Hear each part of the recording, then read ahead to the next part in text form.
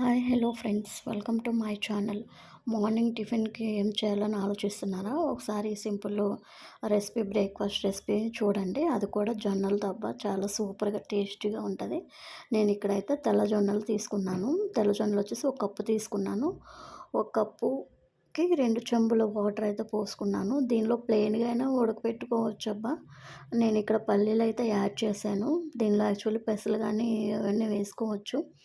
So చూడండి, ఇక్కడైతే over night అయితే నానబెట్టాను. సో ఇది నెక్స్ట్ డే మార్నింగ్, అంటే ఈరోజు మార్నింగ్ అనమాట బ్రేక్ఫాస్ట్ వచ్చేసి మాకు. ఇదిగోండి, కుక్కర్లో అయితే వేసేసాము.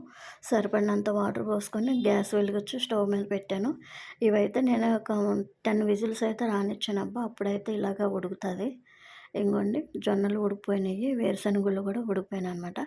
దీన్ని ఇంకా స్ట్రైన్ చేస్తున్నాను ఇంకా. సో మీరు దగ్గర పాన్ ఉంటే కనుక వేరే దానిలో చేయండి అబ్బా. నేనైతే ఇక్కడ కుక్కర్లోనే ఇంకా తాలింపు వేసేస్తున్నాను. కొంచెం ఆయిల్ వేసాను.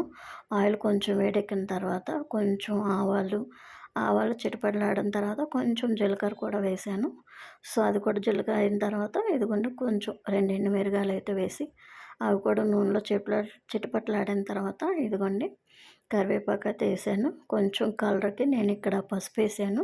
అది కూడా అయిపోయిన తర్వాత స్ట్రైన్ చేసుకున్న జొన్నలు, పల్లీలు ఉన్నాయి కదా, అది కూడా ఇలా వేసేసి కొంచెం మంట అయితే సిమ్లోనే పెట్టుకోండి అబ్బా. లైట్గా నేను పైన ఉప్పు వేసాను. సో దాన్ని ఉప్పు బాగా పట్టేటట్టు వేసుకొని ఇదిగోండి, ఫినిషింగ్ టచింగ్ అయితే కొత్తిమీర. ఓకేనా ఫ్రెండ్స్, ఇదైతే మార్నింగ్ మా బ్రేక్ఫాస్ట్. నచ్చితే లైక్ చేయండి, షేర్ చేయండి, సబ్స్క్రైబ్ చేయడం మర్చిపోకండి friends. Thank you for watching. Thank you.